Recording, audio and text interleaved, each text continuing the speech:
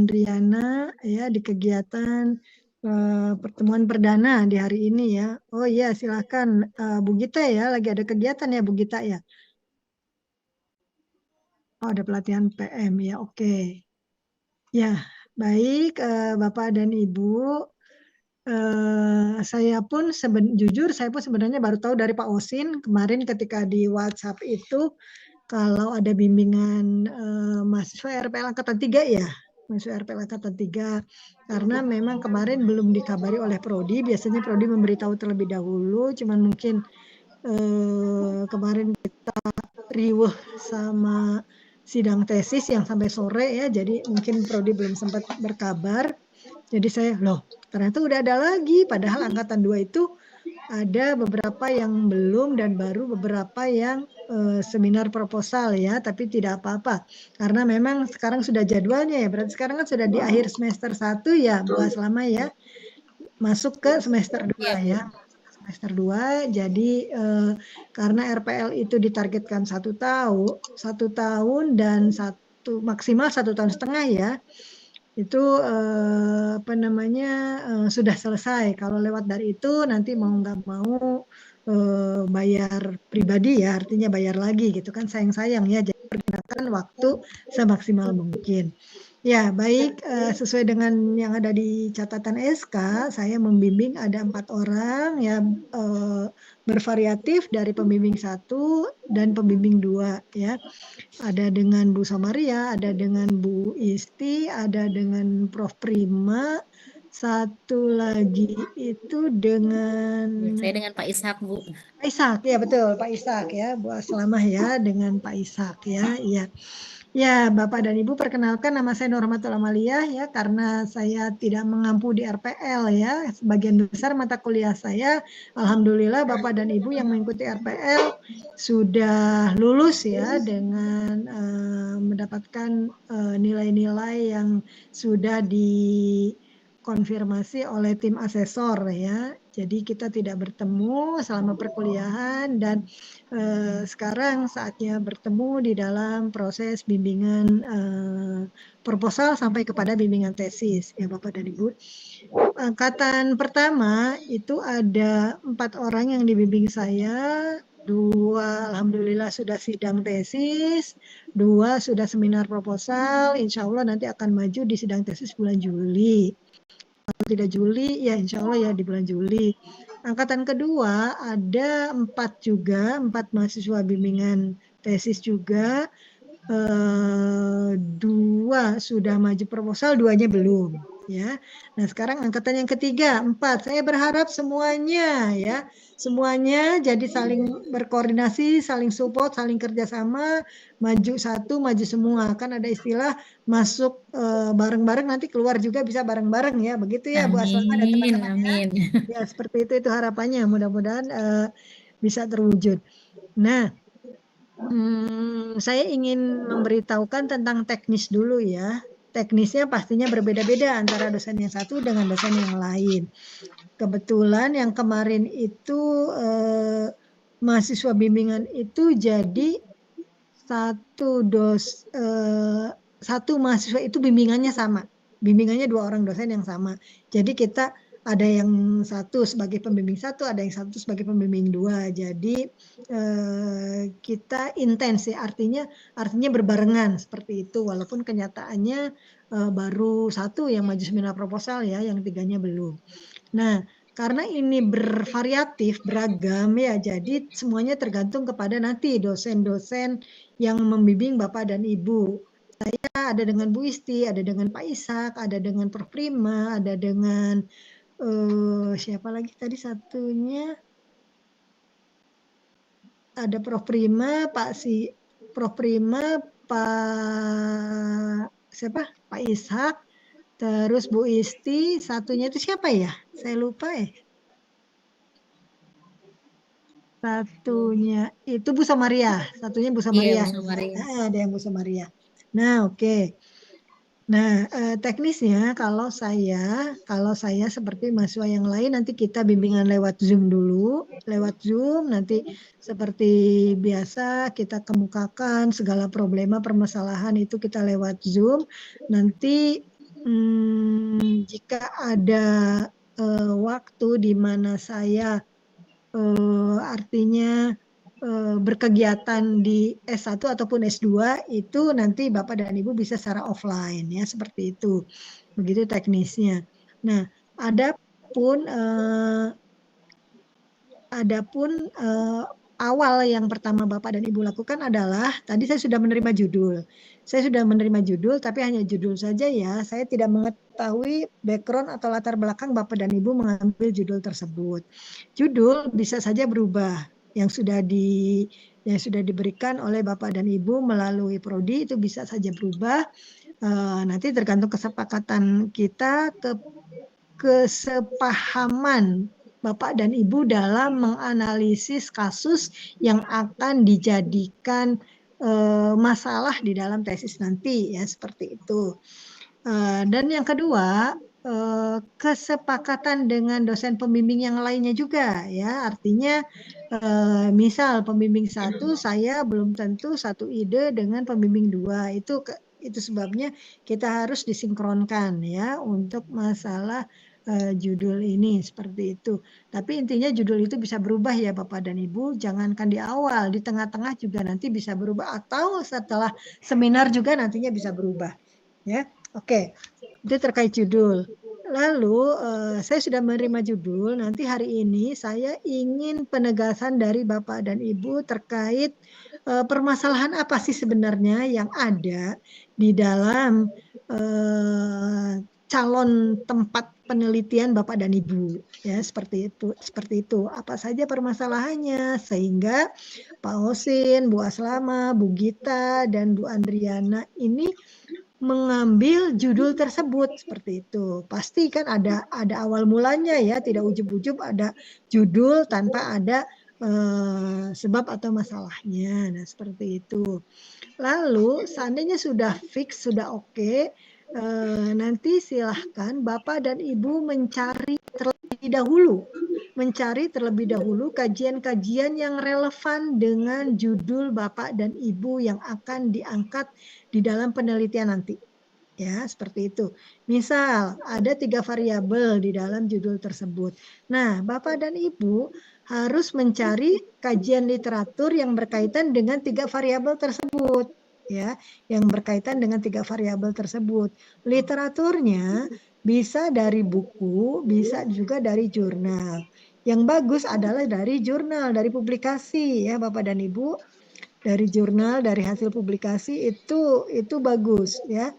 Nah, kenapa yang diperlukan yang pertama itu adalah kajian literatur atau referensi yang berhubungan dengan permasalahan karena nanti sistem penulisan itu kan menggunakan Mendeley ya. Jadi sistem penulisan atau daftar pustaka itu nanti dirujuknya kepada Mendeley.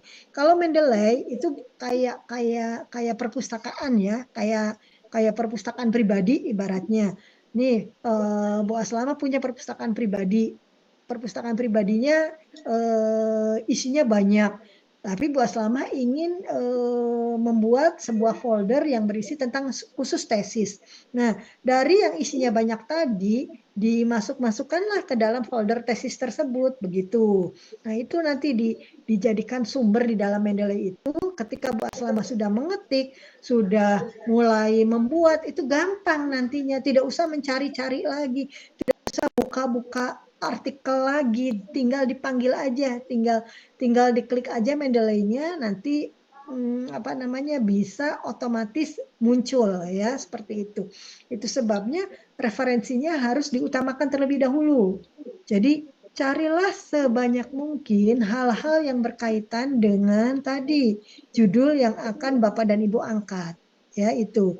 Nanti jika sudah ketemu gampang tuh kalau udah kayak gitu, tinggal menuangkan di dalam tulisan tentang permasalahan yang akan ditelitinya. Seperti itu ya. Itu poin-poin utamanya dulu Bapak dan Ibu. Ya, poin utama di dalam penulisan tesis ini yang berawal dari penulisan proposal. Ya, seperti itu. Oke. Saya ingin melihat ya atau ingin mendengar terlebih dahulu tentang alasan Bapak dan Ibu mengambil judul tesis tersebut ya, seperti itu. Bentar, baterainya habis.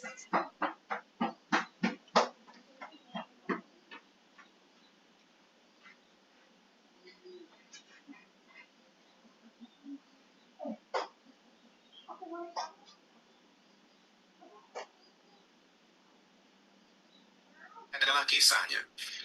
Rita adalah seorang gadis cantik yang sering mengecat warna rambutnya. Dia sangat menyukai strawberry dan warna pink. Bahkan mobilnya pun dia cat jadi warna pink. Rita juga sangat senang belanja online dan mencari diskon di sana. Sebelum lanjut, like dan subscribe dulu dong jika ibumu juga cantik kayak Lita. Amin.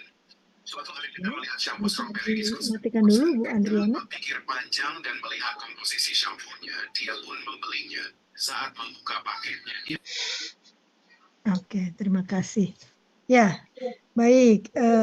Dari siapa dulu? Silahkan. Terserah. Mau Bu Aslama, mau Pak Osin, Bu Gita, atau Bu Andriana yang ingin menjelaskan tentang permasalahan apa sih yang ada di dalam tempat penelitian tersebut terkait dengan judul yang diajukan. Silakan. Siapa dulu?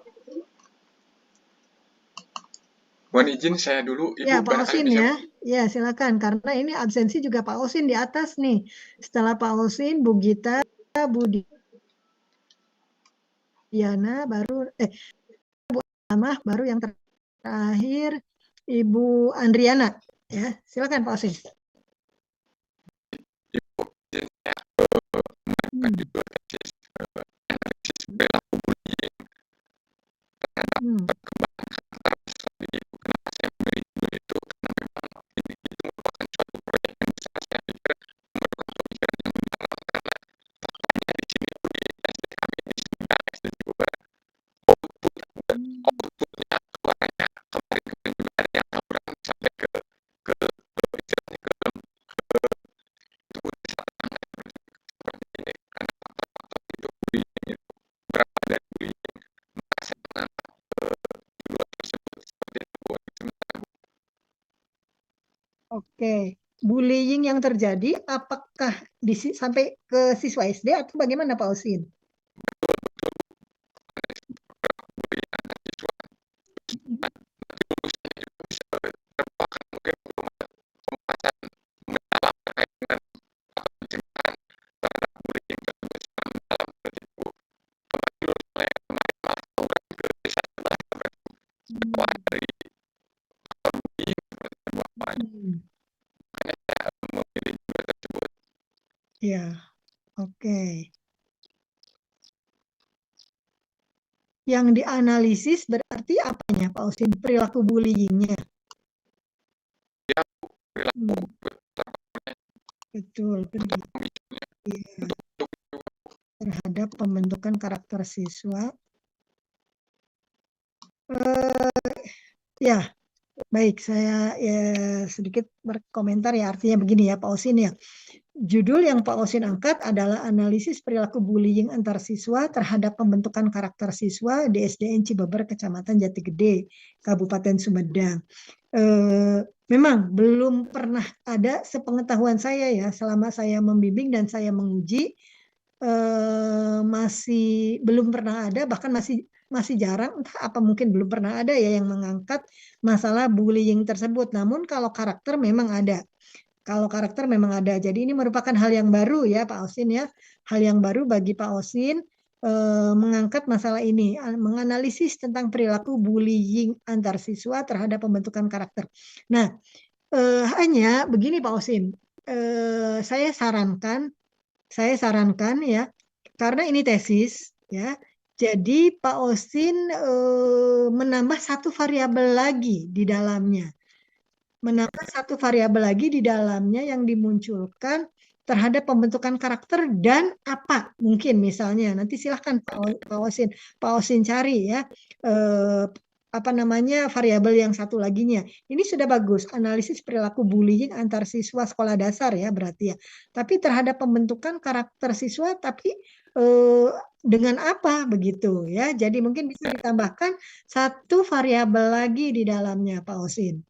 Ya, sehingga akan membentuk satu kesatuan yang utuh di dalam judul tersebut, dan itu bisa nanti terus diangkat menjadi proposal tesis sampai kepada tesisnya.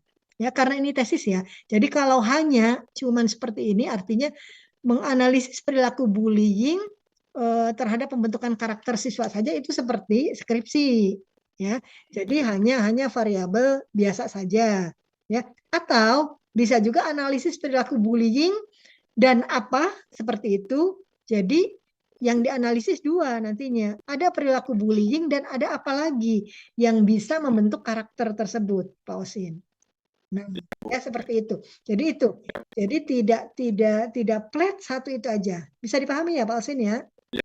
Ya, silahkan nanti Pak Osin cari ya judul terkait hal tersebut. Terus nanti jika sudah ketemu, boleh di grup, boleh japri ya, supaya nanti kita bisa diskusi, atau di grup ya tidak apa-apa ya, supaya kita bisa diskusi lebih lanjut. Nanti langsung kepada tadi yang saya sarankan, mengumpulkan berbagai macam kajian literatur terkait dengan, nah itu tadi, ada bullyingnya, ada karakter siswanya, ya Pak Osin ya. Nah itu. Terus nanti ada satu variabel lagi yang mendukung di dalamnya. Ya, bisa dipahami ya Pak Osin ya? Oke, ya. Dengan Bu Triisti sudah komunikasi? Oh, ya, baru dengan saya ya. Oke. Sekarang Pak Osin di Sumedang berarti posisi.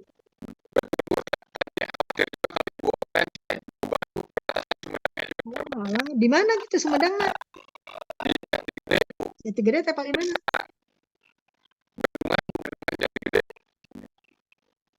Bendungan Jati Gede berarti kabupaten ya? Oh, ya Allah. Iya. Kalau saya sukanya ke UPI, kalau ke Sumedang, UPI mah kotanya. Iya, UPI mah kota. Nah, gitu ya Pak Osin ya berarti ya. Jadi nanti tambahkan satu variabel lagi. Intinya saya menerima judul ini, tinggal nanti langsung ditindaklanjuti dan tambahkan satu variabel pendukung lagi di dalamnya. Ya, karena memang ini masih jarang penelitian tentang perilaku bullying di sini. Tapi sekali lagi diingat ya, bullyingnya, karena saya pun pernah meneliti, tapi belum sampai publikasi tentang bullying, tapi bukan di anak SD, tapi anak sekolah gitu, anak sekolah SMA, ya anak SMA. Jadi nanti silahkan Pak Osin cari literatur yang berkaitan dengan hal tersebut ya. Ya, oke, good job Pak Osin. Nanti langsung tindak lanjuti juga dengan Bu Isti ya, supaya kalau udah klik tinggal langsung jalan nantinya, gitu. Ya, oke. Baik, selanjutnya Ibu Gita. Ibu Gita mau sekarang atau mau terakhir? Oh, Bu Gita lagi latihan. Iya Bu, boleh Bu. Oh, boleh. Maaf Bu. Ya, silakan Bu Gita. Ya, sebentar Bu. Kalau saya judulnya itu analisis. Sebentar Bu, saya ini dulu Bu ya. Bentar Bu. Oh, lagi ini ya, lagi pelatihan ya Bu Gita? Iya benar Ibu. Ya, silakan Bu Gita. Kemarin saya judulnya analisis kesiapan guru dalam pembelajaran coding di era digital Bu. Iya, betul. Betul, ya, bagus ya judul yang diajukan, karena memang terkait dengan deep learning ya Bu Gita ya, karena sejujurnya coding itu baru dimulai sekarang ya untuk implementasinya ya. Betul Ibu. Jadi maksudnya ini relevan juga sama sekolah saya, jadi sasaran dalam mata pelajaran pilihan coding Bu di sekolah saya. Jadi saya ingin menganalisis bagaimana kesiapan guru itu untuk memfasilitasi pembelajaran coding sekolah juga, maksudnya, tapi lebih fokuskan ke guru gitu loh Bu. Oke. Oke,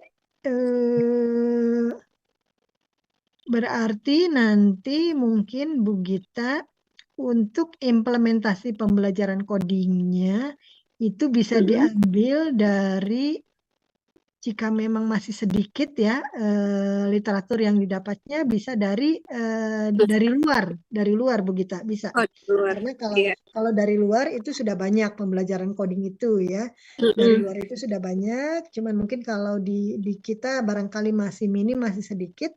Tapi sebenarnya sih udah ada sih di beberapanya. Tapi jikalau nanti diperlukan lagi bisa mengambil dari luar ya, begitu ya dari jurnal yang luar. Pak Osin juga sebenarnya bisa juga mengambil dari jurnal luar Pak Osin, karena dengan mengambil Bapak dan Ibu dengan mengambil artikel atau citasi dari luar itu satu akan menambah poin tersendiri ya. Terus yang kedua akan semakin memperkaya. Jadi dari hal yang tadi sudah diambil itu bisa digali lagi menjadi beberapa hal di dalamnya. Nah, itu gunanya mengambil rujukan atau literatur dari luar ya, seperti itu. Oke, Bu Gita. Bu Gita, Ya, Bu. dalam mengimplementasikan pembelajaran coding di era digital, memungkinkan Ya, tidak Bu. kalau kurikulumnya dicantumkan, Bu Gita? Atau apa ya? Oh,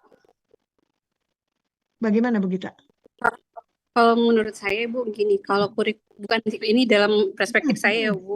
Betul. Jadi kalau kurikulum kan sampai saat ini belum ada untuk apa perubahan, maksudnya belum ada surat edaran ataupun naskah akademik ataupun apapun yang meresmikan bahwa itu ada kurikulum yang terbaru. Jadi maksud saya khawatirnya ada belum keluar, nanti ketika keluar mungkin baru bisa dimunculkan di dalam judul tersebut gitu. Oke. Ya, jadi lebih kepada era digital saja ya berarti ya. Iya, karena memang sekarang kan kalau digital kan secara hukum ya Bu, di seluruh dunia atau di Indonesia aja udah bisa gitu diterima menurut saya. Oke. Lalu penelitiannya ini di SD Pondok Pinang 05? Iya, betul Ibu. Oh ya, sebentar ya, saya angkat telepon dulu sebentar. Ya Bu.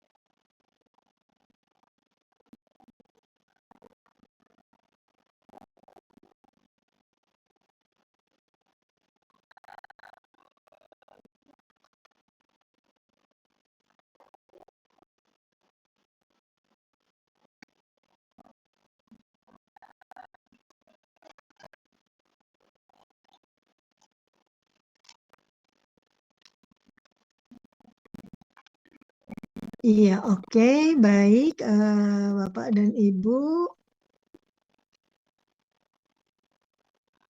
Ya, tadi Bu Gita, oke ya, sudah bisa diterima ya Bu Gita ya, kalau memang kurikulumnya tidak bisa dimasukkan karena itu tadi ya pertimbangannya kalau praktisi kan lebih paham di lapangan seperti apa ya dibandingkan dengan yang bagian kami ya seperti itu.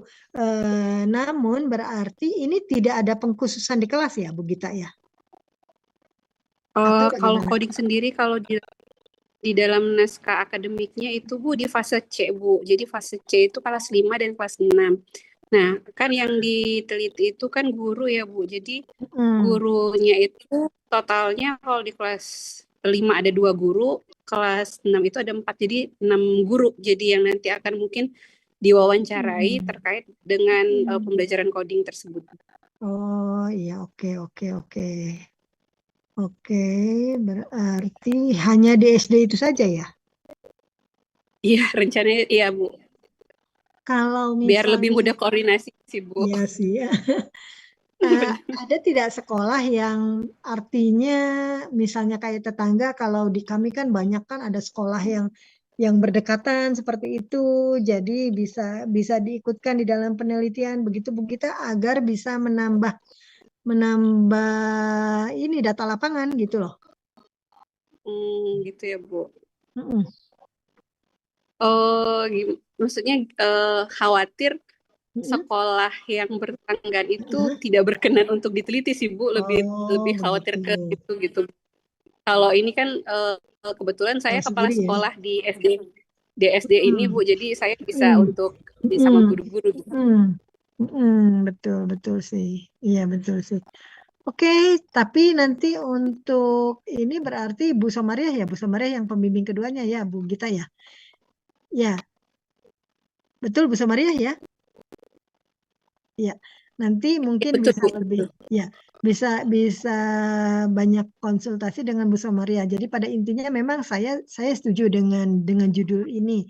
Namun tapi tadi ya artinya jikalau ada sekolah yang artinya untuk menambah data saja, untuk menambah data penelitian begitu. Jadi bukan hanya di satu sekolah begitu Bu Gita. Namun nanti penelitiannya jadi tidak perlu menyebutkan nama SDN ininya, tapi di sekolah dasar negeri seperti itu saja begitu. Oh, Nanti untuk penelitiannya ada di beberapa SD negeri seperti itu untuk menambahkan data penelitian.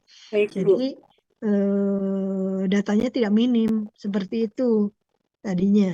Tapi coba nanti mungkin dengan Bu Samaria bisa juga dikonsultasikan kembali ya Bu Gita ya.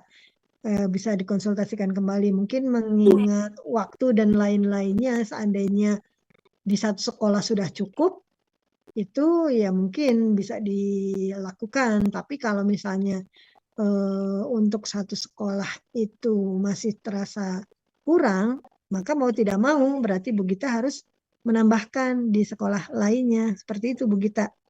Ya Bu. Ya, Kan ini Bu, izin bertanya ya Bu. ya. Untuk ini kan metode yang digunakan Mm-mm. itu lebih ke kualitatif ya Bu. Betul kualitatif. Ya, betul. Kalau kualitatif itu minimal yang diuji, maksudnya yang diwawancarakan untuk tekniknya. Berarti Mm-mm. diwawancara minimal berapa ini Bu? Mm-mm. Apa nggak dibatasi atau gimana Ya, Ibu? ya, betul. Betul, tidak ada pembatasan ya Bu Gita ya dalam penelitian kualitatif ini karena kalau yang namanya kualitatif itu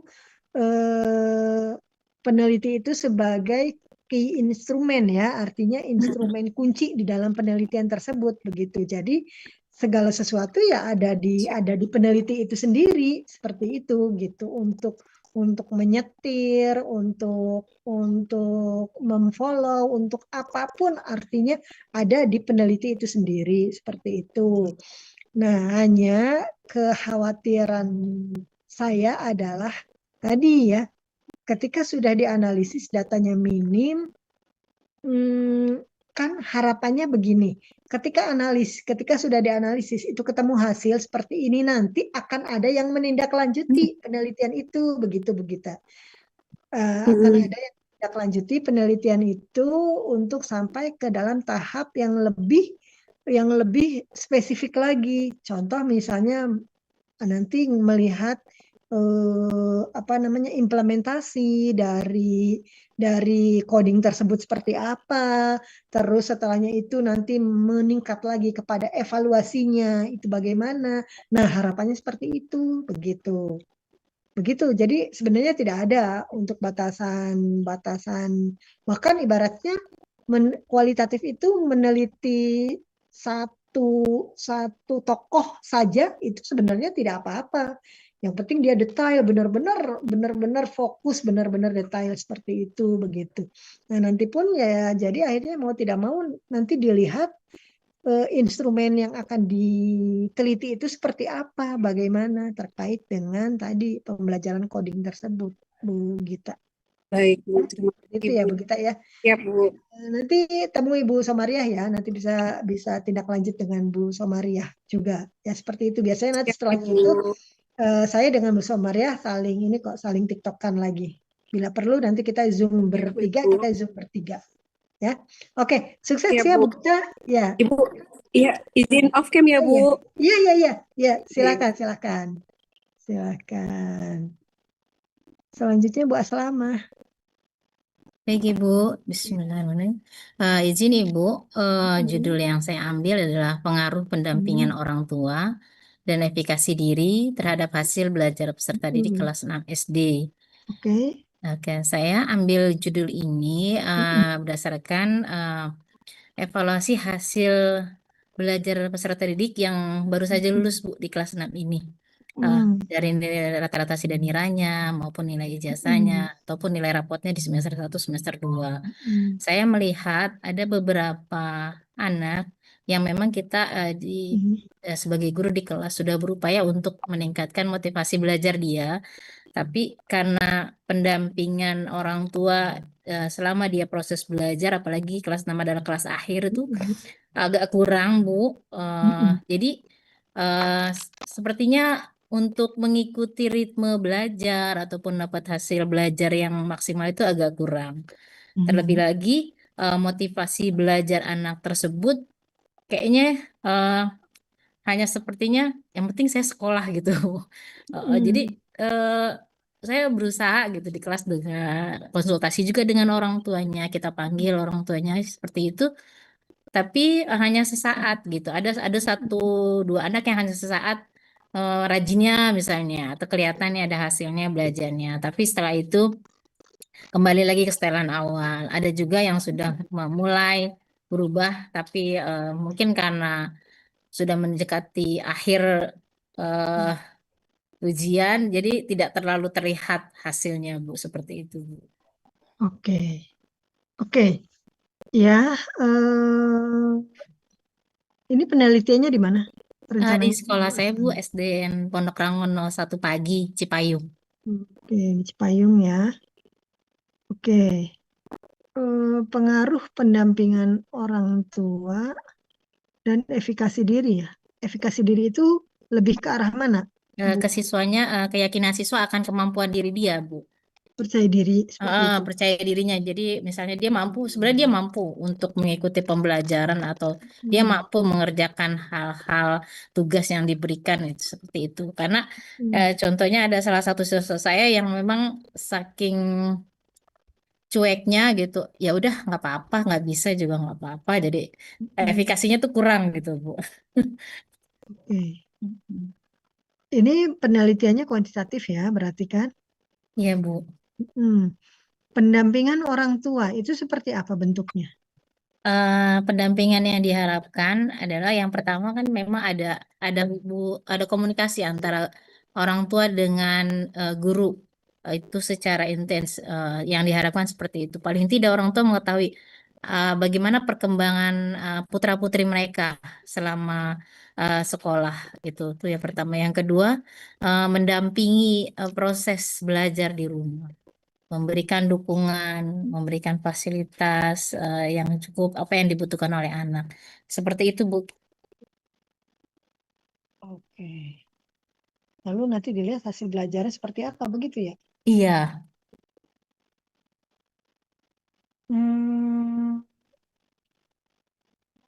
Untuk pendampingan itu nanti akan diberikan seperti apa, Bu Aslamah, kepada siswa, kepada orang tua? Kita akan berikan angket, Bu. Angket. Iya. Oke. Untuk efikasi diri? Kalau untuk efikasi diri anaknya, saya sih lebih memilih wawancara Bu ke anaknya, Bu. Bagaimana hubungan interaksi dia dengan orang tua, terus pendampingan orang tua kepada anak tersebut. Lebih mudah mencari informasinya. Kalau angket kan terikat hanya dia tidak atau sering atau jarang, Bu, gitu. Seperti itu. Oke. Jadi lebih ke wawancara. Iya, pengennya sih supaya lebih mengetahui lebih banyak bagaimana dia dengan orang tuanya. Atau bisa juga nanti angketnya terbuka ya, artinya tidak terikat dengan option-option tadi gitu. Siap, Jadi Bu. bisa dalam bentuk pertanyaan dan sejenisnya ya, Siap, Bu. seperti itu. Siap. Lalu hasil belajar Iya. itu nanti akan seperti apa? eh, hasil belajar biasanya pengennya sih karena ini mungkin eh, waktunya tidak rentangnya nggak terlalu lama ya Bu. Saya tidak menargetkan di akhir semester, paling tidak di pertengahan semester kita akan coba uji hasil belajar mereka di pertengahan semester seperti itu. Eh, apakah nanti bisa bisa bisa dibaca, Bu? Artinya bisa terbaca dan bisa dinilai hasil belajar tersebut jika dikaitkan dengan pendampingan dan rasa percaya diri, begitu loh. Jadi kebanyakan itu yang saya teliti itu misalnya eh, kalau rasa percaya diri itu kaitannya dengan hmm, sebuah eh, kerja kelompok dan percaya diri, lalu hasil belajar, turunannya seperti itu. Nah, sedangkan yang Ibu teliti adalah pendampingan orang tua dan efikasi diri. Kalau misalnya tidak terhadap hasil belajar, bisa tidak, Bu? Bisa Bu. Atau, Mohon izin Bu, sekiranya apa ya Bu? hmm, atau misalnya pendampingan orang tua dan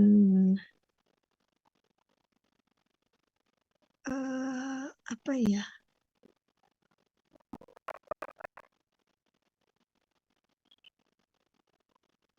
Kalau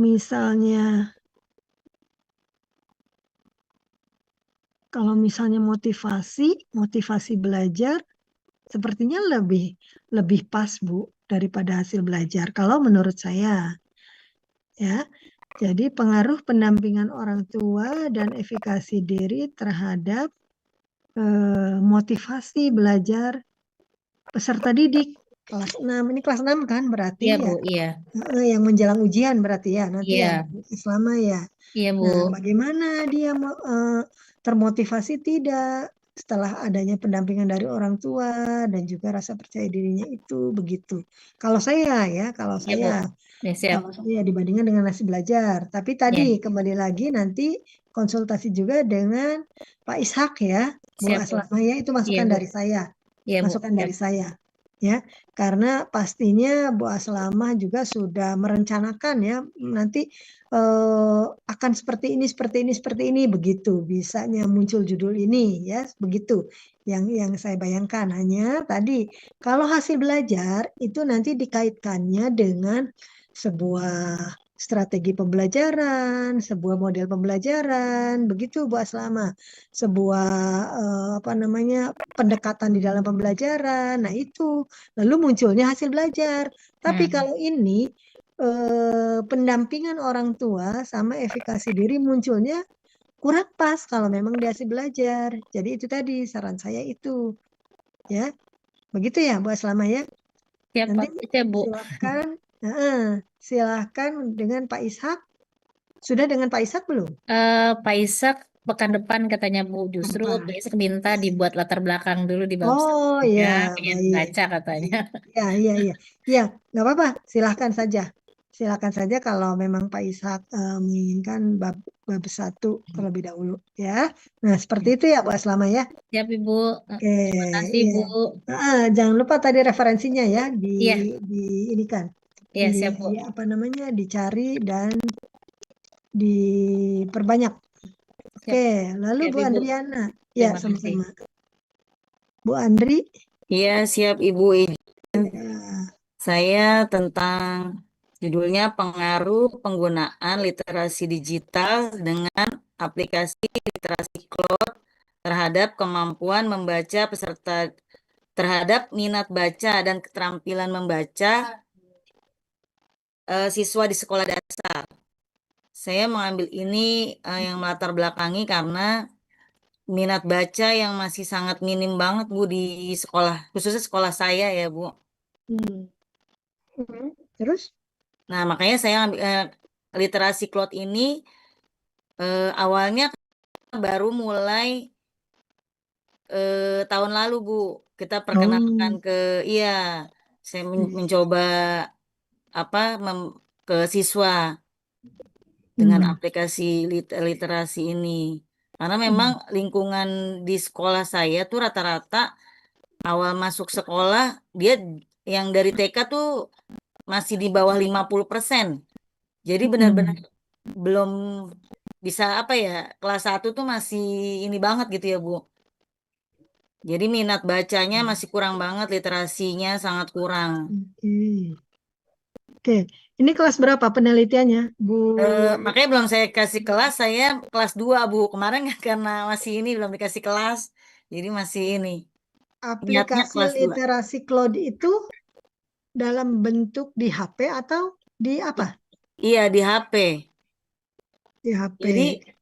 Jadi waktu itu saya sih tahun ini kelas 2 ya, Bu. Tahun lalu masih kelas 6. Tapi ini kan karena tahun ajaran baru, saya tahun ini kelas 2, jadi saya mengambilnya di kelas 2 nanti, Bu.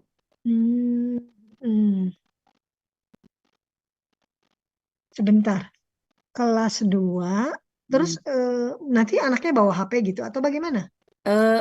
Kalau yang kemarin yang sudah saya lakukan di kelas sebelumnya, dia tidak bawa HP, jadi kita ngasih tugas. Nah, nanti dia buat di buku, dia buat itu sinopsis. Karena kelas tinggi, jadi tambah sama gambar.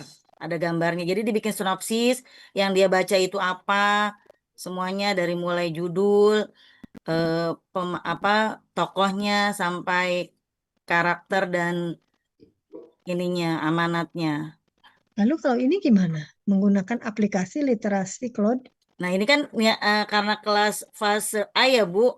Mungkin nanti mau yang baca aja kali ya. Baca aja dengan menggunakan aplikasi literasi Claude tersebut. Nanti ditayangkan begitu. Iya. Berarti nanti ada kelas kontrol dan kelas eksperimen. Begitu kan, Bu? Iya, Bu. Bu Andri? Iya. Niatnya begitu, Bu. Tapi ya makanya saran Ibu gimana baiknya kalau kelas rendah ya, Bu, kelas 2.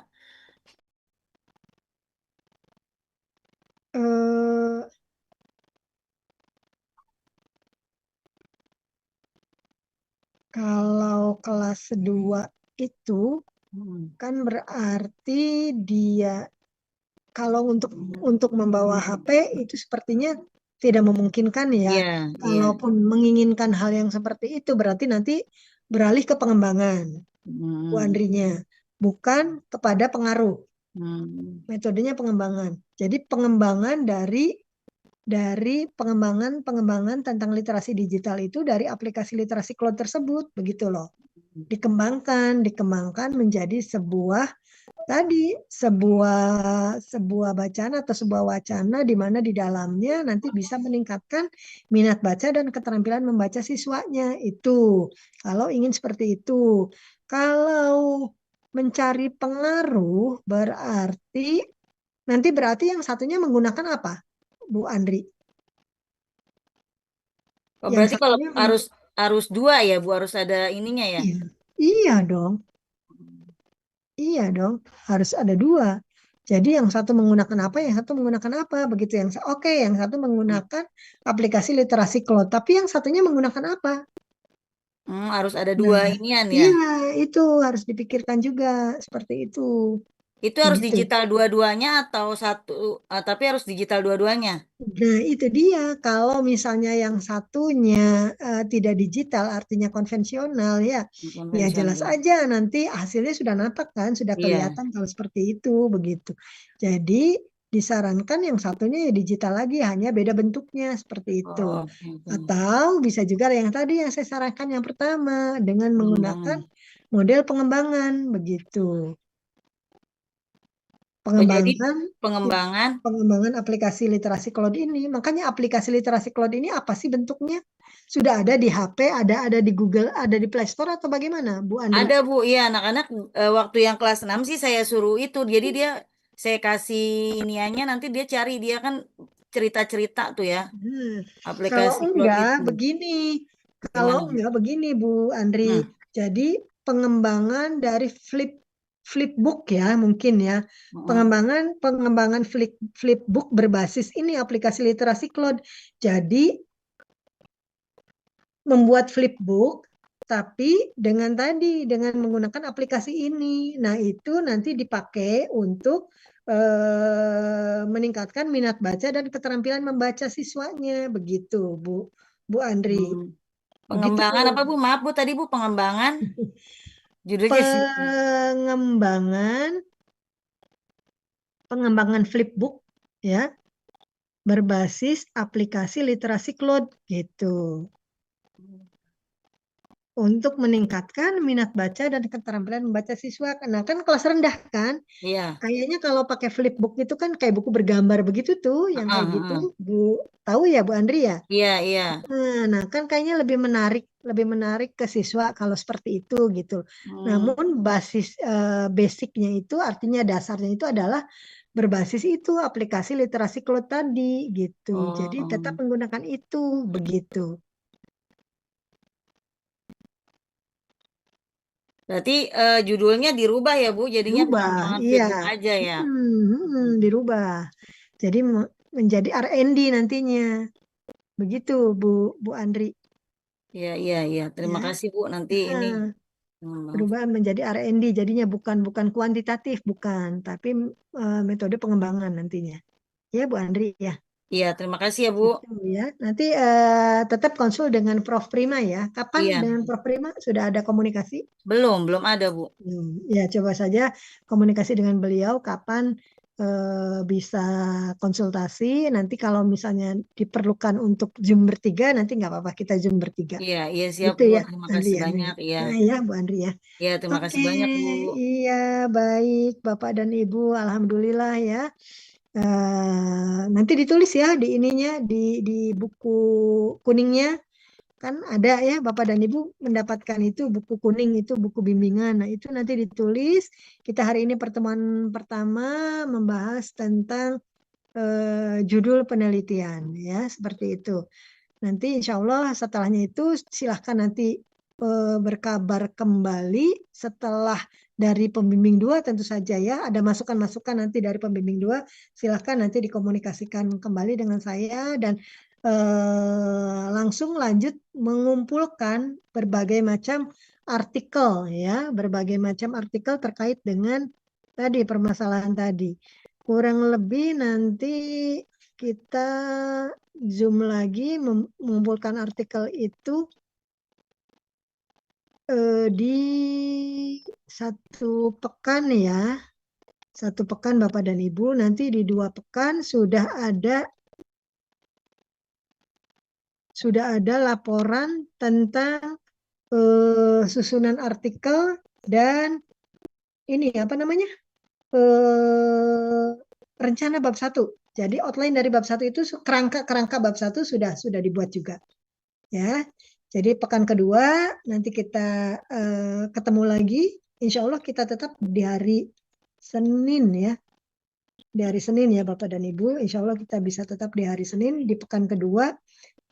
Nanti sudah ada kerangka dari bab 1 ya. Selain juga tadi apa namanya? Literatur tadi.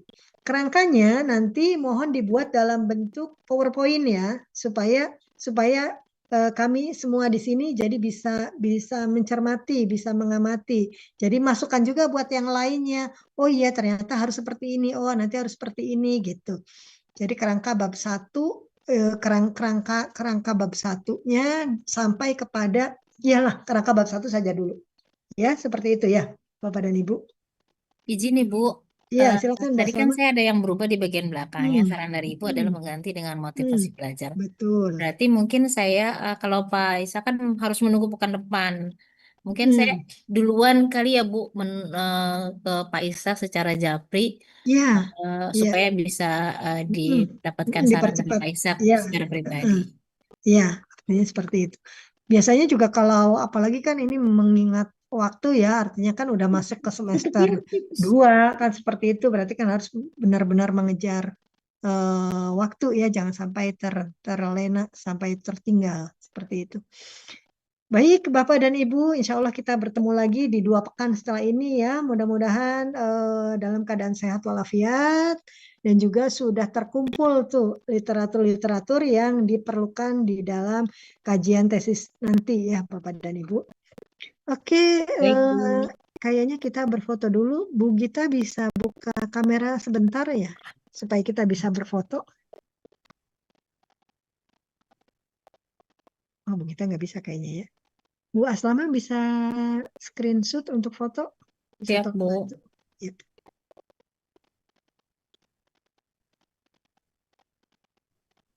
Iya.